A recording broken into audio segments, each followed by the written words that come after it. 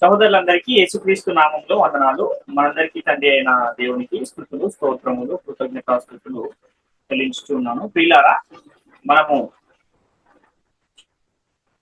ధర్మశాస్త్రము అనే శీర్షికలో కొన్ని విషయాలను తెలుసుకుంటూ ఉన్నాము.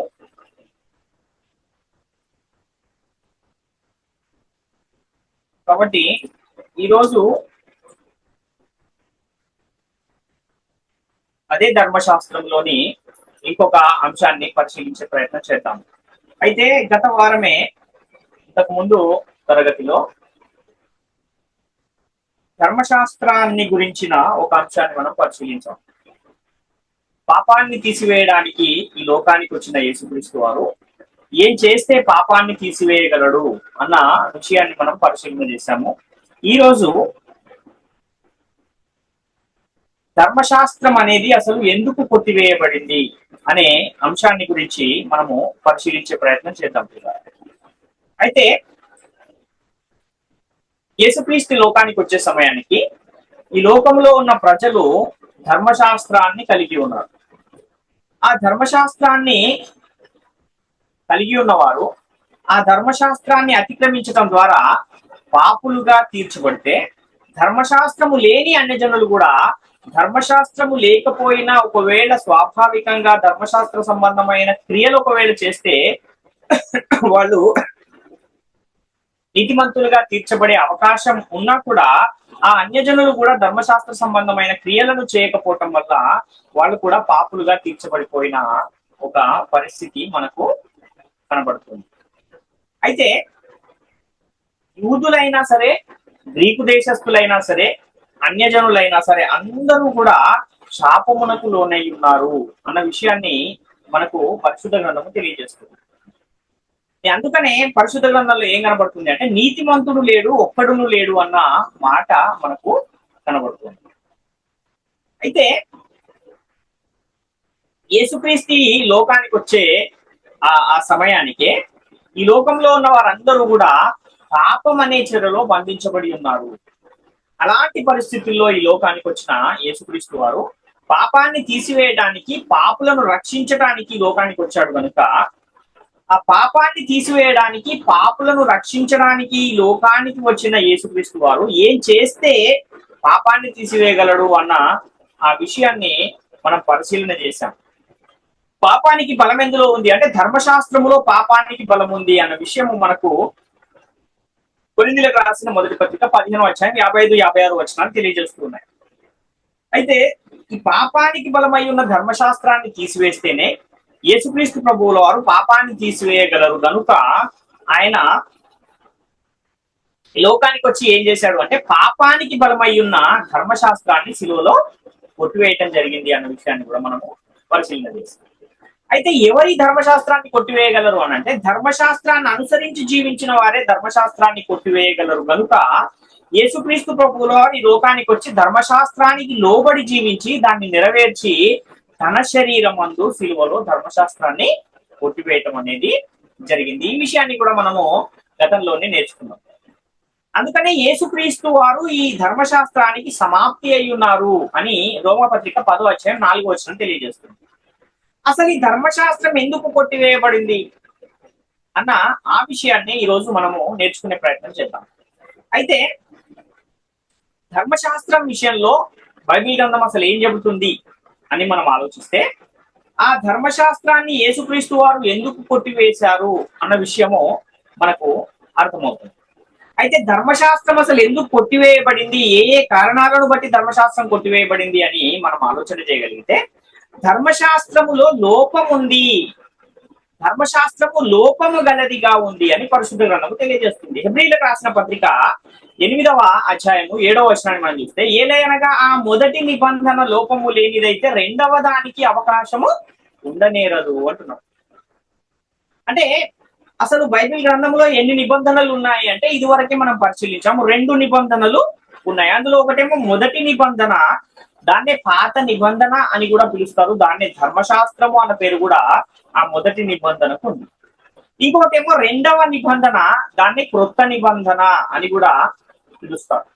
కాబట్టి మొదటి నిబంధన ఏమో దేవుడు మోషే ద్వారా ఇశ్రాయేలీలకు ఇస్తే, రెండవ నిబంధన ఏమో యేసుక్రీస్తు పరిశుద్ధాత్ముని చేత అపోస్తలుల ద్వారా సంఘానికి ఇచ్చాడు అన్న విషయాలు కూడా అనేకమైన లేఖనాలు మనకు కనబడతాయి.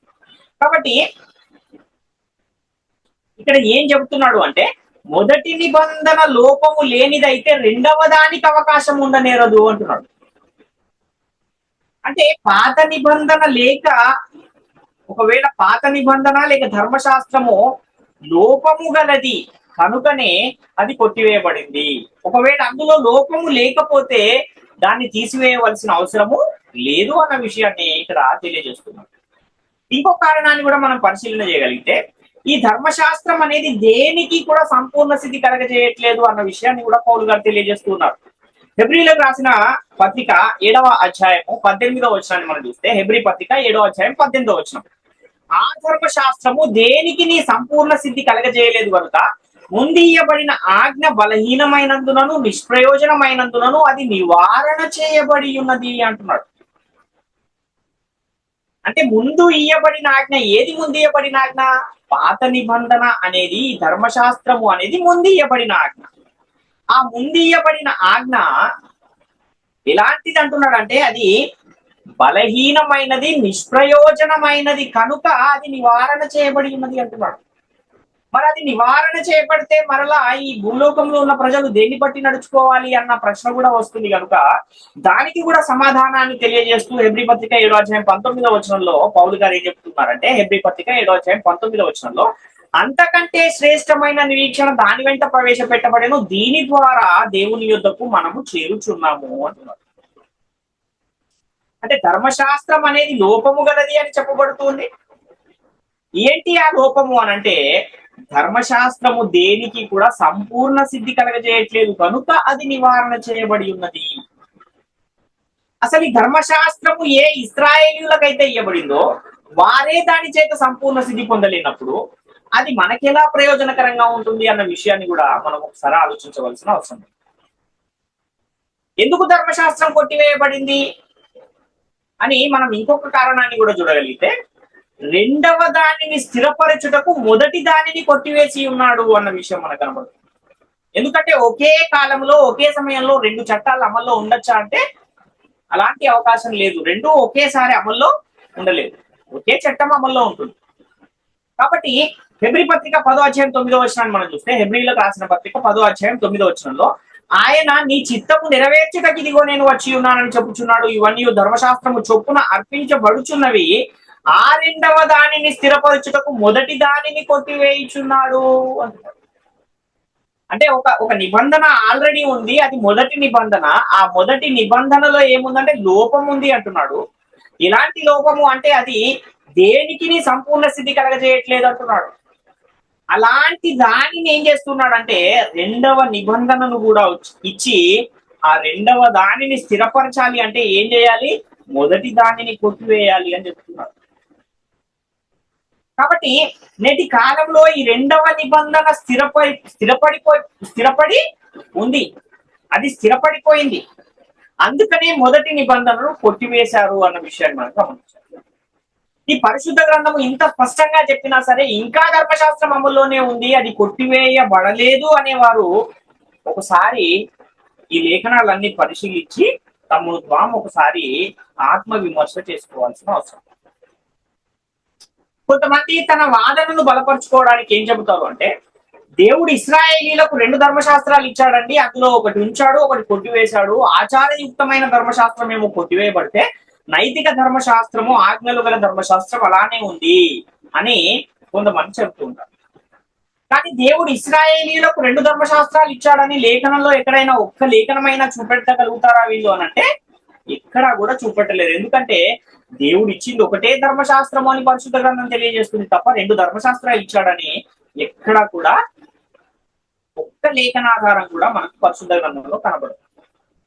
ఇంకా మనం ఆలోచన చేయగలిగితే ధర్మశాస్త్రం అసలు ఎందుకు కొట్టివేయబడింది అని మనము పరిశుద్ధ గ్రంథాన్ని గనక పరిశీలన చేస్తే, ధర్మశాస్త్రము తర్వాత వచ్చిన ప్రమాణపూర్వకమైన వాక్యము ఏదైతే వచ్చిందో దాని మహిమ ధర్మశాస్త్రము కంటే గొప్పది అని పరిశుద్ధ గ్రంథం తెలియజేస్తుంది.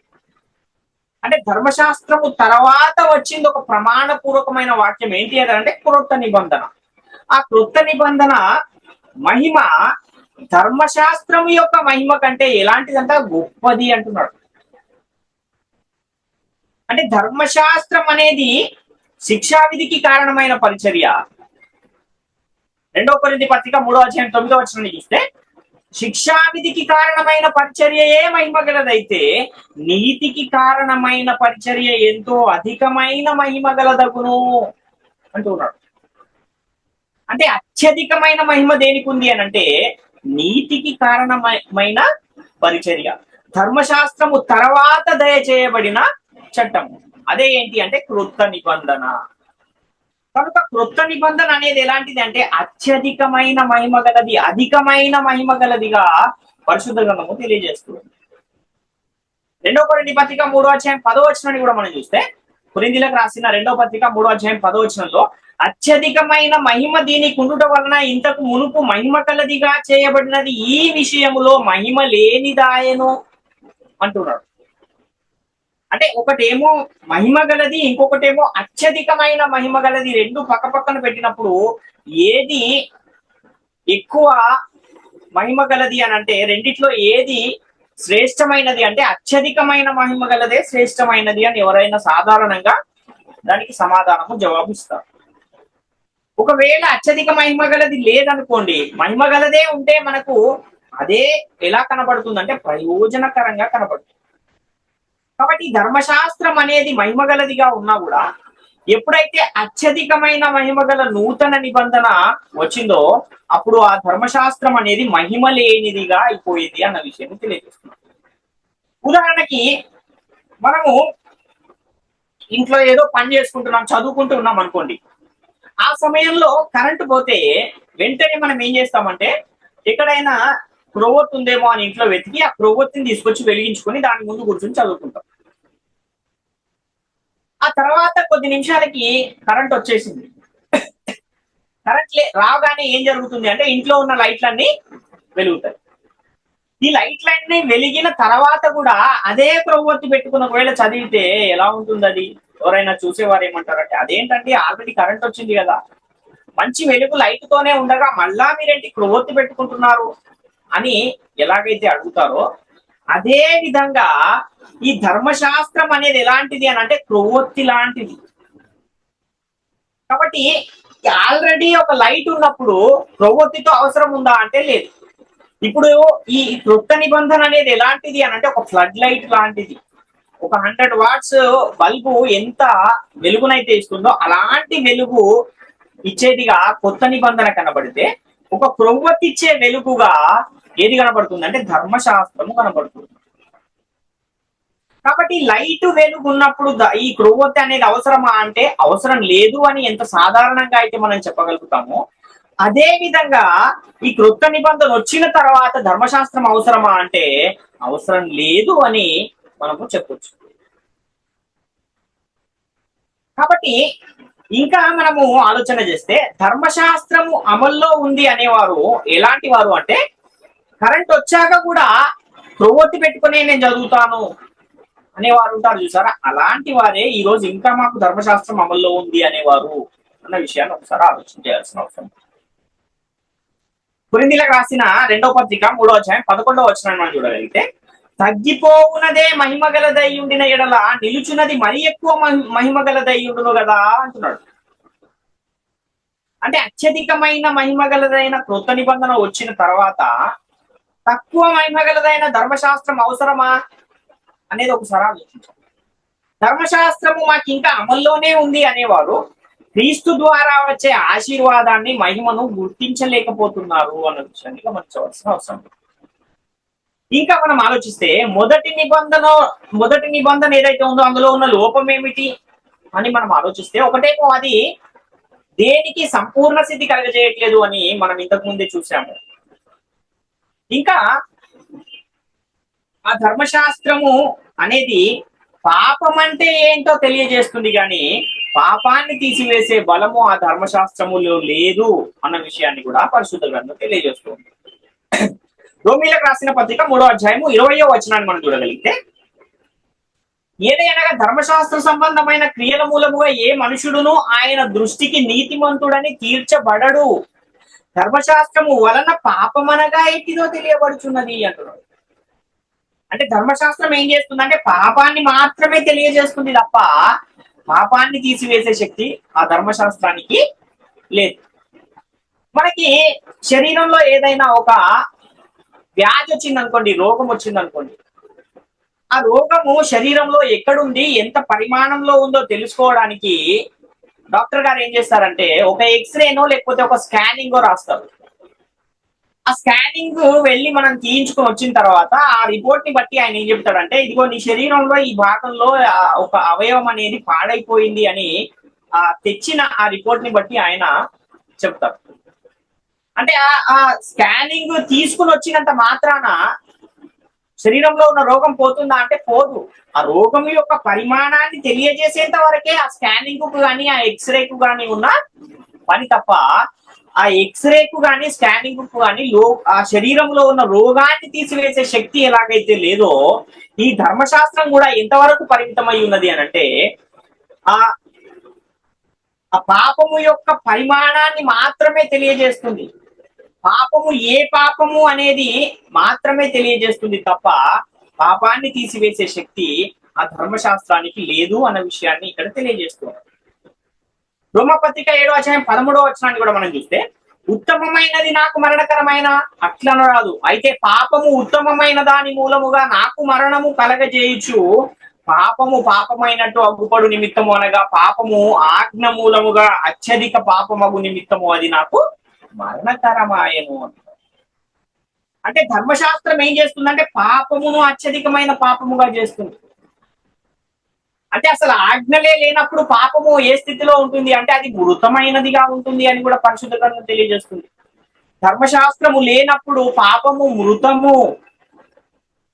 ఆజ్ఞ రాగానే పాపానికి మరలా ఏమొచ్చిందంట బలం వచ్చింది అని తెలియజేస్తుంది. కాబట్టి ఈ ధర్మశాస్త్రం అనేది ఏం చేస్తుందంటే పాపం అంటే ఏంటో తెలియజేస్తుంది తప్ప పాపాన్ని తీసివేసే శక్తి ఆ ధర్మశాస్త్రానికి లేదు. కనుక ఆ ధర్మశాస్త్రాన్ని యేసుక్రీస్తు వారు కొట్టివేయవలసి వచ్చింది. ఇంకా ధర్మశాస్త్రం ఎందుకు కొట్టివేయబడింది అని మనం ఆలోచన చేస్తే ధర్మశాస్త్రం వలన ఏ మనుషుడు కూడా నీతిమంతుడుగా తీర్చబడలేని పరిస్థితి ఉంది. గలతీయులకు రాసిన పత్రిక 3:10-11 చూస్తే ధర్మశాస్త్రము విధించిన క్రియలకు సంబంధులందరూ శాపమునకు లోనై ఉన్నారు. ఎందుకనగా ధర్మశాస్త్ర గ్రంథమందు వ్రాయబడిన విధులన్నీ చేయుటయందు నిలకడగా ఉండని ప్రతి వాడును శాపగ్రస్తుడని వ్రాయబడి ఉన్నది. ధర్మశాస్త్రము చేత ఎవడును దేవుని ఎదుట నీతిమంతుడని తీర్చబడడను సంగతి స్పష్టమే. ఏలయనగా నీతిమంతుడు విశ్వాస మూలముగా జీవించును. అంటే ధర్మశాస్త్రము వలన ఏ మనుషుడు కూడా నీతిమంతుడుగా తీర్చబడలేని పరిస్థితులు ఉన్నాయి. అది అమల్లో ఉన్నంత కాలము కూడా. అంటే యేసుక్రీస్తు లోకానికి వచ్చేంత వరకు కూడా ధర్మశాస్త్రం ఎవరిని కూడా నీతిమంతులుగా తీర్చలేకపోయింది. ఏ మనిషి కూడా సంపూర్ణంగా ధర్మశాస్త్రాన్ని అనుసరించి జీవించలేని పరిస్థితుల్లోనే ఉన్నారు. కాబట్టే యేసుక్రీస్తు వారి లోకానికి వచ్చి సంపూర్ణంగా ధర్మశాస్త్రాన్ని అనుసరించి ఆ తర్వాత దాన్ని సిలువలో కొట్టివేయటం జరిగింది అన్న విషయాన్ని మనం గమనించాలి. ఆ ధర్మశాస్త్రములో ఉన్న విధులన్నీ చేయుటందు నిలకడగా ఉండని ప్రతి వాడు శాపగ్రస్తుడు. అంటే అన్ని ఆజ్ఞలను అనుసరించి ఒక్క ఆజ్ఞ విషయంలో తప్పిపోయిన ఆజ్ఞలన్నిటి విషయంలో కూడా శాపగ్రస్తుడుగా మారే ఒక స్వభావము ధర్మశాస్త్రములో ఉంది. యాకోబు పత్రిక 2:10-11 చూస్తే ఎవడైనను ధర్మశాస్త్రం అంతయు గైకొని ఒక ఆజ్ఞ విషయంలో తప్పిపోయిన ఎడల ఆజ్ఞలన్నిటి విషయంలో అపరాధి అగును. వ్యభిచరింపవద్దని చెప్పిన వాడు నరహత్య చేయవద్దని చెప్పాను కనుక నీవు వ్యభిచరింపకపోయినను నరహత్య చేసిన ఎడల ధర్మశాస్త్ర విషయంలో అపరాధివైతివి అంటున్నాడు. కాబట్టి ఎన్ని ఆజ్ఞలైతే ధర్మశాస్త్ర గ్రంథములో ఉన్నాయో వాటన్నిటినీ కూడా ఎవరైతే సంపూర్ణముగా వాటిని అనుసరించగలుగుతారో వాళ్ళను మాత్రమే ధర్మశాస్త్రము నీతిమంతులనుగా తీరుస్తుంది. ఇక ధర్మశాస్త్రం ఎవరికైతే ఇవ్వబడితో ఆ ఇశ్రాయేలీయులే దాన్ని అనుసరించలేకపోయారు కనుక దేవుడు యేసుక్రీస్తుని లోకానికి పంపించి ఆయన ద్వారా దాన్ని నెరవేర్చి సిలువలో దాన్ని కొట్టివేయటము జరిగింది అన్న విషయాన్ని కూడా మనం గమనించాలి. అసలు ఈ ధర్మశాస్త్రం ఎవరి దగ్గరికి నడిపించడానికి బాల శిక్షకుడుగా ఉంది అన్న ఆ విషయాన్ని కూడా మనం ఆలోచిస్తే ఇశ్రాయేలీయులను యేసుక్రీస్తు యుద్ధకు నడిపించడానికి ఈ ధర్మశాస్త్రం అనేది ఒక బాల శిక్షకుడుగా ఉంది అని పరిశుద్ధ గ్రంథం తెలియజేస్తుంది. అంటే క్రీస్తు దగ్గరికి మనం వచ్చేసాక ఇంకా బాల శిక్షకుడితో పని ఉంటుందా అనంటే ఉండదు. ఎంతవరకు దాని పని? క్రీస్తు దగ్గరకు నడిపించేంత వరకే ఆ ధర్మశాస్త్రం యొక్క పని. వాగ్దాన సంతానము వచ్చు వరకే అది అమల్లో ఉంటుంది తప్ప, ఎప్పుడైతే వాగ్దాన సంతానం అనే యేసుక్రీస్తు వారి లోకానికి వచ్చారో, వచ్చిన తర్వాత అది ఇక అమల్లో ఉండదు అన్న విషయాన్ని కూడా మనం గమనించవలసిన వారు. గలతీ పత్రిక 3:24 మనం చూస్తే, కాబట్టి మనము విశ్వాస మూలమున నీతిమంతులమని తీర్చబడినట్లు క్రీస్తు నొద్దకు మనలను నడిపించుటకు ధర్మశాస్త్రము మనకు బాల శిక్షకుడాయను అంటున్నారు. అంటే ఇశ్రాయేలీయులను క్రీస్తు యుద్ధకు నడిపించుటకు ధర్మశాస్త్రం ఒక బాల శిక్షకుడిగా పనిచేసింది. ఇలాగైతే ఒక వ్యక్తి చిన్నతనంలో చదువుకునేటప్పుడు బాల శిక్షను ఎలాగైతే వాళ్ళకి నేర్పిస్తారో, అంటే ఓనమాలను ఎలాగైతే నేర్పిస్తారో, ఆ ఓనమాలను నేర్చుకున్న వ్యక్తి తర్వాత ఏం చేస్తాడంటే వాటి ద్వారా ఉన్నతమైన చదువులను చదువుకుని ఏదైనా ఒక మంచి పొజిషన్ లోకి ఎలాగైతే వస్తాడో, అలా ఒక మంచి పొజిషన్ లోకి వచ్చేసి ఒక ఐఏఎస్ అధికారి అయిపోయిన తర్వాత కూడా మళ్ళా నేను ఓనమాలు చదువుకుంటానంటే ఎలా ఉంటుందో, ఇప్పుడు ధర్మశాస్త్రం అమల్లో ఉంది అనే వాళ్ళ పరిస్థితి కూడా అలానే ఉంది అన్న విషయాన్ని గమనించారు. కాబట్టి ఇప్పుడు ధర్మశాస్త్రం అమల్లో లేదు. అది ఒకప్పుడు ఇశ్రాయేలీయులను క్రీస్తు యుద్ధకు నడిపించడానికి బాల శిక్షకుడుగా మాత్రమే ఉంది అన్న విషయాన్ని గమనించారు. ఇంకా మనం ఆలోచిస్తే ధర్మశాస్త్రం ఎందుకు కొట్టివేయబడింది అంటే, అది రాబోచున్న మేలుల ఛాయయే గాని నిజస్వరూపము గలది కాదు అంటున్నాడు. హెబ్రీ పత్రిక 10:1 చూస్తే, ధర్మశాస్త్రము రాబోచున్న మేలుల ఛాయ గలదియే గాని ఆ వస్తువుల నిజస్వరూపము గలది కాదు కనుక ఆ యాజకులు ఏటేటా ఎడతెగకుండా అర్పించు ఒక్కటే విధమైన బలులు వాటిని తెచ్చు వారికి ఎన్నడూను సంపూర్ణ సిద్ధి కలుగజేయనేరవు అంటున్నాడు. అంటే ఎన్నటికీ సంపూర్ణ సిద్ధి కలగజేయలేనిదిగా ధర్మశాస్త్రం కనబడుతుంది. నిజస్వరూపము గలదిగా లేదది. అది రాబోచున్న మేలుల ఛాయగలదిగా మాత్రమే కనబడుతూ ఉంది అన్న విషయాన్ని గమనించాలి. కొలస్సీ పత్రిక 2:16-17 కూడా చూస్తే, కాబట్టి అన్నపానముల విషయంలోనైనను పండగ అమావాస్య విశ్రాంతి దినము అనువాటి విషయంలోనైనను మీకు తీర్పు తీర్చే ఎవనికి నీ అవకాశం ఇయ్యకుడి. ఇవి రాబో వాటి ఛాయయే గాని నిజస్వరూపము క్రీస్తులో ఉన్నది అంటున్నాడు. అంటే ఇది రాబోచున్న మేలుల ఛాయగలదిగా ధర్మశాస్త్రం ఉంది. ఆ రాబోచున్న మేలెవరు అని అంటే యేసుక్రీస్తు వారు. నిజస్వరూపము యేసుక్రీస్తు వారు. ఇంతకు ముందు కూడా మనం చదివిన దాంట్లో క్రీస్తు నొద్దకు నడిపించుటకు ధర్మశాస్త్రం బాల శిక్షకుడిగా కనబడుతూ ఉంది. కాబట్టి యేసుక్రీస్తు వచ్చేంత వరకే ధర్మశాస్త్రం అమల్లో ఉంటుంది, ఆ తర్వాత అది అమల్లో ఉండదు అన్న విషయాన్ని గమనించాలి. ఒక వ్యక్తి విదేశాలకు వెళ్ళిపోయాడు అనుకోండి. విదేశాలకు వెళ్ళిపోతే పెళ్లి చేసుకున్న తర్వాత భార్యను విడిచిపెట్టి విదేశాలకు వెళ్ళిపోతే ఆమె తన భర్త ఫోటోని ఇక్కడ పెట్టుకుని ఆయన్ని చూసుకుంటుంది. ఆ ఫోటోలో ఆయన కొన్ని సంవత్సరాలు, ఒక 5-6 సంవత్సరాలు అక్కడ ఉండి కొన్ని తర్వాత ఆయనకు మళ్ళీ ట్రాన్స్ఫర్ అయిపోయి ఇక్కడికి వచ్చేసిన తర్వాత కూడా ఆయన ఇంటికి వచ్చిన తర్వాత కూడా నేను ఫోటోనే చూస్తాను అని అంటే ఎలా ఉంటుంది ఇది? ఆయన వచ్చేసిన తర్వాత ఫోటోతో పని లేదు కదా. ఆయనే ఆమె పక్కన ఉన్నప్పుడు ఇంకా ఫోటోతో ఎలాగైతే పని లేదో, ధర్మశాస్త్రము కూడా ఎంతవరకు అది ఉంటుంది అంటే యేసుక్రీస్తు వారు వచ్చేంత వరకే అది ఉంటుంది. అంటే అది ఒక ఫోటో లాగా ఉంది. ఎవరికి ఫోటోగా ఉంది అంటే యేసుక్రీస్తు వారి యొక్క ఫోటో లాగా అది ఆయన వచ్చేంత వరకు పనిచేస్తుంది. ఆయనే వచ్చేసిన తర్వాత ఇంకా ఫోటోతో పని ఉందా అంటే లేదు అన్న విషయాన్ని మనం ఇక్కడ గమనించవలసిన వారు. ఇంకా ధర్మశాస్త్రం ఎందుకు కొట్టివేయబడింది అంటే, నీతి ధర్మశాస్త్ర మూలముగా కలగదు గనుక అది కొట్టివేయబడింది. గలతీ పత్రిక 3:10-11 చూస్తే, ధర్మశాస్త్రము విధించిన క్రియలకు సంబంధులందరూ శాపమునకు లోనై ఉన్నారు. ఎందుకనగా ధర్మశాస్త్ర గ్రంథమందు వ్రాయబడి ఉన్న విధులన్నీ చేయటందు నిలకడగా ఉండని ప్రతి వాడును శాపగ్రస్తుడని వ్రాయబడి ఉన్నది. ధర్మశాస్త్రము చేత ఎవడునూ దేవుని ఎదుట నీతిమంతుడని తీర్చబడడు. అనుసంగతి స్పష్టమయ్యలే అనగా నీతిమంతుడు విశ్వాసం మూలముగా జీవించును అంటున్నాడు. అంటే ధర్మశాస్త్రము వలన నీతి రావట్లేదు, కానీ విశ్వాసము వలన నీతి అనేది ఆరోపించబడుతూ ఉంది. కాబట్టి ఆ ధర్మశాస్త్రము ఏమైంది అంటే కొట్టివేయబడింది అన్న విషయాన్ని మనం గమనించాలి. అంటే నీతి అనేది ఎలా కలుగుతుంది అంటే విశ్వాసము వలన కలుగుతుంది తప్ప ధర్మశాస్త్రము వలన కలగడం లేదు. కనుకనే యేసుక్రీస్తు వారు వచ్చి దాన్ని కొట్టివేసిన పరిస్థితి మనకి కనపడుతుంది. గలతీ పత్రిక 2వ అధ్యాయం 16వ వచనాన్ని కూడా చూస్తే ధర్మశాస్త్ర సంబంధ క్రియల మూలమున ఏ శరీరియు నీతిమంతుడని తీర్చబడడు కదా అంటున్నాడు. అంటే ధర్మశాస్త్రం అనేది ఎలాంటిది అని అంటే అది ఒక మార్గాన్ని చూపించడానికి, యేసుక్రీస్తు యొద్దకు మార్గాన్ని చూపించడానికి మాత్రమే పనిచేసేదిగా ఉంది. యేసుక్రీస్తు యొద్దకు నడిపించడానికి బాల శిక్షకుడుగా మాత్రమే పనిచేస్తుంది. యేసుక్రీస్తు యొద్దకు నడిపించడానికి ఒక ఛాయారూపముగా మాత్రమే పనిచేస్తుంది అన్న విషయాన్ని గమనించాలి.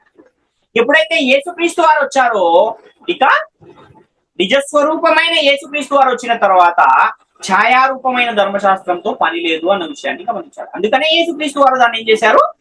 శిలువలో కొట్టివేశారు.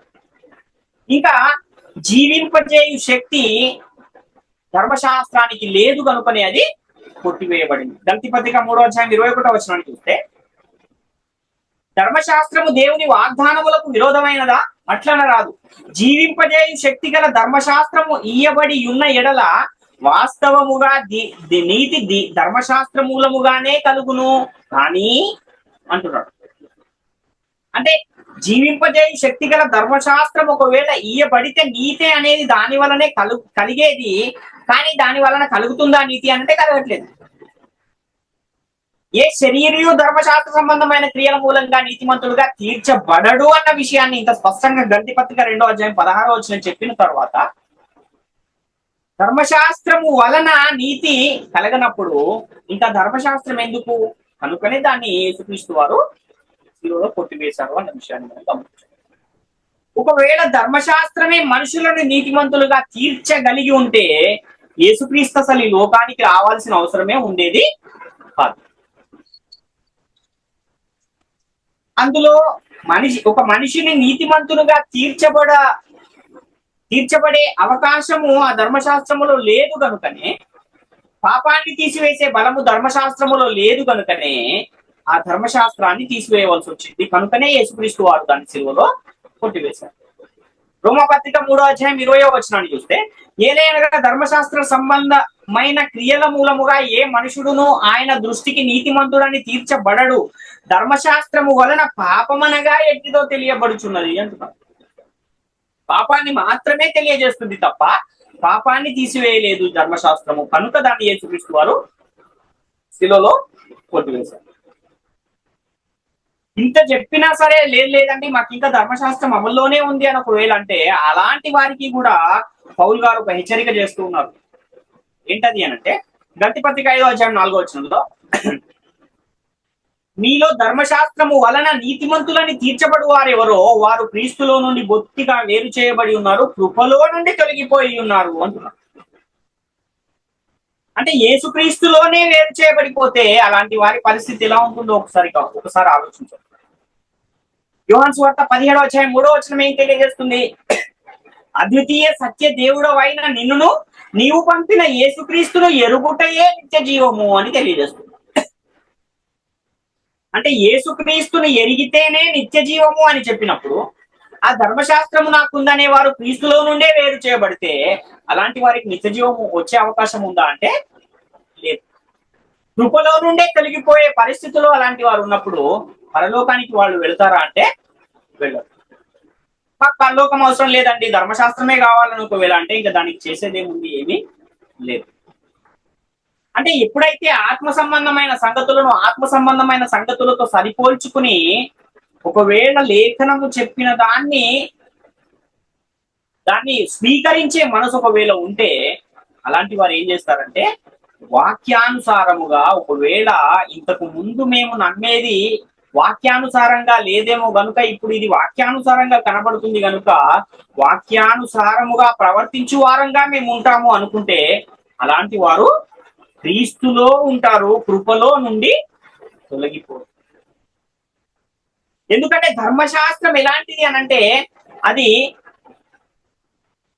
ఇస్రాయేలీయులకు మరియు అన్యజనులకు మధ్య ఒక అడ్డుగోడగా మధ్యగోడగా ఉంది. ఒకవేళ నేడు కూడా ధర్మశాస్త్రం అనేది అమల్లో ఉంటే మనము ఇస్రాయేలీలతో సహపౌరులమే కాలేని పరిస్థితి ఉంది.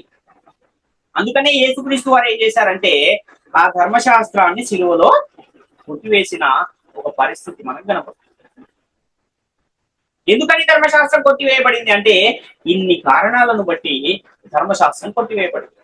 అది సంపూర్ణ సిద్ధి కలగజేయట్లేదు కనుక కొట్టివేయబడింది. ఏ మనుష్యుణ్ణి నీతిమంతునుగా తీర్చట్లేదు కనుక కొట్టివేయబడింది. ధర్మశాస్త్రమైన క్రియల మూలముగా ఏ మనిషి కూడా నీతిమంతులుగా తీర్చబడట్లేదు కనుక కొట్టివేయబడింది. ధర్మశాస్త్రం వలన నీతి అనేదే కలగట్లేదు కనుక కొట్టివేయబడింది. కాబట్టి ఇన్ని కారణాలను బట్టి ఈ ధర్మశాస్త్రము అనేది కొట్టివేయబడింది అన్న విషయాన్ని మనము గమనించాలి. మరి ఏది నేడు మనల్ని దేవుని యొద్దకు చేర్చగలుగుద్ది అని అంటే అంతకంటే శ్రేష్టమైన నిరీక్షణ దాని వెంట ప్రవేశపెట్టబడినో దాని వలన మనము దేవుని యొద్దకు చేరుచున్నాము అంటున్నాడు.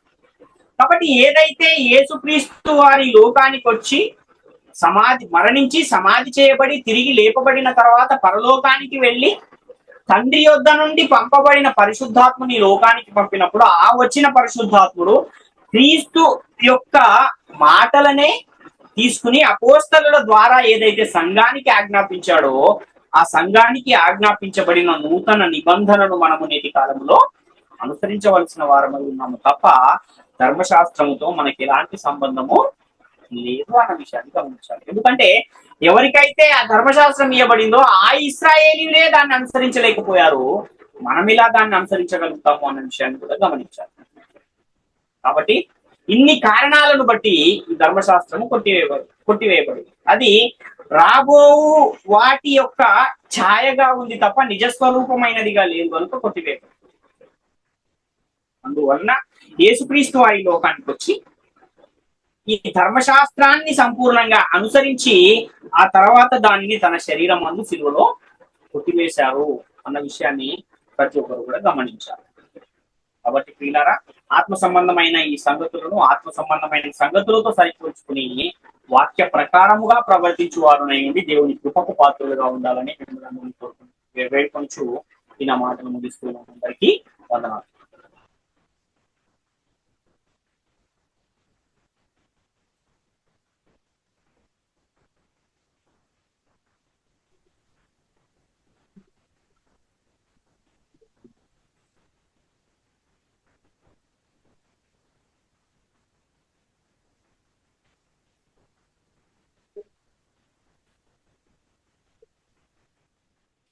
సైన గారు